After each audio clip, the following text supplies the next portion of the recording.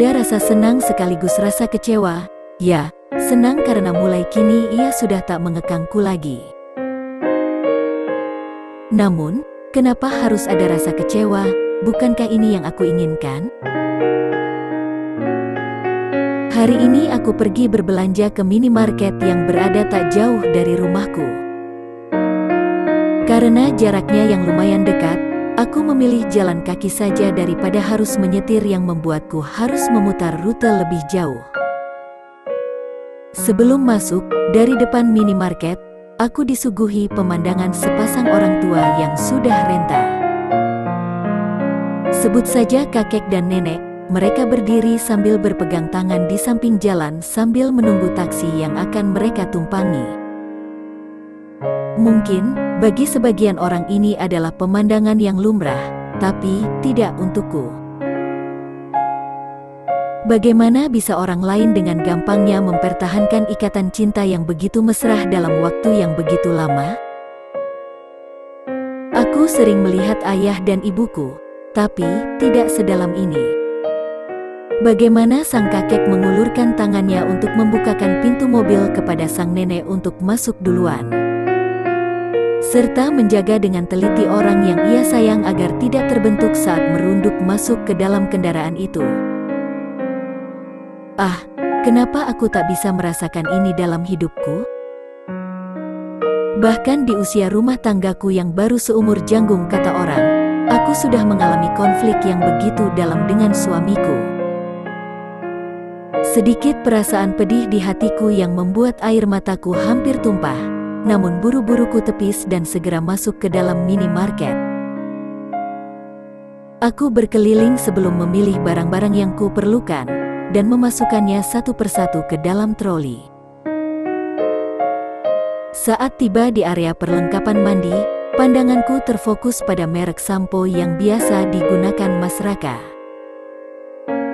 Kebetulan merek ini memang ditata bersebelahan dengan merek sampo yang sering ku gunakan.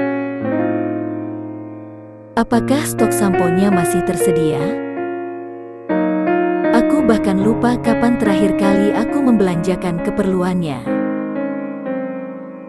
Aku meraih satu botol berukuran besar dan memasukkannya dalam troli belanjaanku. Tapi, bukankah sekarang dia sudah bisa mandiri dan bisa menyiapkan semua keperluannya sendiri? Ku urungkan niatku dan mengembalikan lagi sampo itu ke dalam rak pajangannya. Aku melanjutkan langkah kakiku untuk mencari barang lain yang ku perlukan. Sebelum menuju ke tempat buah-buahan, aku perlu melewati beberapa etalase yang dipenuhi baju-baju bayi yang sedang diskon. Aku mampir sejenak untuk memilih beberapa lembar untuk ponakanku. Wah, yang ini lucu, gumamku. Anaknya sudah usia berapa, Bu? Tanya seorang ibu-ibu muda yang ku tak tahu datang dari mana dan kini ia tengah berdiri di sampingku sambil memilah-milah baju yang akan ia beli. Ini buat ponakanku, balasku. Oh maaf, kirain buat anaknya. Bagusnya yang mana ya? Ini apa ini? Sambungnya lagi sambil menunjukkan dua buah baju berwarna merah muda.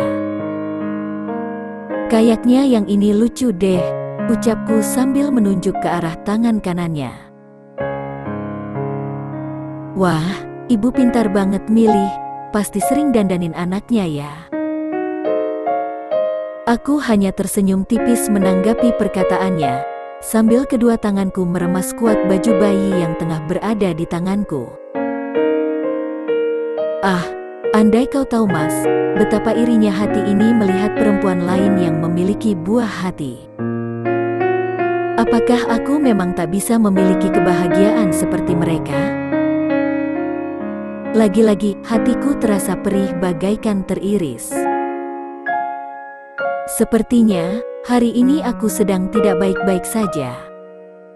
Memaksakan berada di tempat ini, hanya akan menyakiti diriku sendiri. Buru-buru aku membelokkan troli yang kudorong untuk segera mengantri di kasir. Sebelum giliranku tiba, aku perlu menunggu sekitar 3 antrian yang ada di depanku. Sambil menunggu, tanganku meraih beberapa coklat diskonan yang dipajang di dekat meja kasir. Ah, ini coklat kesukaannya Mas Raka. Refleks aku mengambil 5 buah dan memasukkannya ke dalam troli belanjaanku. Tapi, lagi-lagi ku urungkan niatku dan meletakkannya kembali ke tempatnya. Bukankah akhir-akhir ini aku sudah tidak pernah lagi melihat ia ngemil?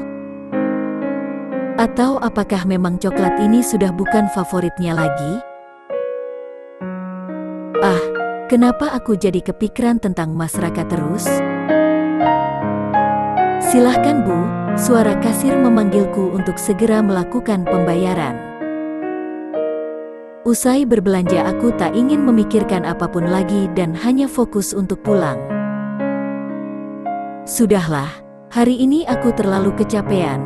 Aku butuh istirahat. Jumat tanggal 12 Mei. Barang-barangnya sudah di-packing semua kan, Mbok? Ucap Mas Raka kepada Mbok Mina yang membantunya berkemas. Pagi ini ia tampak sangat sibuk untuk mempersiapkan semuanya. Ini nggak dibawa Mas, ucapku menyodorkan sebuah power bank ke arahnya. Nggak perlu.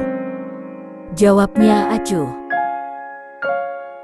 Yakin, kali aja di sana susah buat ngecas? Nggak usah.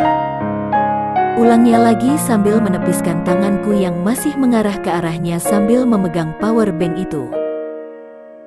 Oke, semuanya sudah beres. Aku pergi ya. Ucap Mas Raka berpamitan, yang entahlah ditunjukkan untuk siapa. Bahkan jika itu untukku, ia sama sekali tak menatap diriku yang tengah berdiri sedari tadi menemani untuk menyiapkan barang-barangnya. Meskipun aku tak membantu apapun, tapi setidaknya dia bisa sedikit menghargai kehadiranku. Mataku terus melekat pada mobil berwarna hitam yang dikendarai Mas Raka hingga mobil itu hilang dari pandangan mataku. Yes, bebas, seruku dalam hati. Hingga tanpa sadar bibirku ikut tertarik dan terlukis senyum bahagia di sana. Hingga membuat Mbok Mina keheranan yang melihatku. Ada apa, Bu? Nggak apa-apa. Jawabku tersipu malu dan langsung berlari masuk ke dalam rumah untuk mengabarkan kepada Santi dan Bima tentang kabar gembira ini. Tapi Ra, lu yakin nggak perlu izin suamimu? Tanya Santi dari seberang telepon. Udah nggak apa-apa. Dia juga lagi nggak di rumah kok, jawabku. Tapi, setidaknya kamu kasih tahu dia lah. Nggak bakal diizinin selama ada Bima. Izinin atau nggak ya, setidaknya dia harus tahu juga kan. Udah tenang aja, aku tetap bakal kasih tahu dia kok, tapi nggak sekarang. Ya udah, terserah. Yang penting besok aman aja, aku cuma nggak mau kejadian waktu lalu terulang lagi. Tenang aja, nggak bakalan terjadi, ujarku yakin. Oh iya, udah dulu ya San, aku mau lanjut packing lagi. Jangan lupa besok jemput aku ya, see you, ucapku seraya memutuskan sambungan telepon dengan Santi. Kaos kaki, jepitan, jaket udah, apalagi ya? Aku memeriksa kembali barang-barang sebelum masuk ke mini koperku. Semoga nggak ada yang tertinggal. Usai memasukkan semuanya, tanganku bergerak meraih resleting untuk menutup koper itu.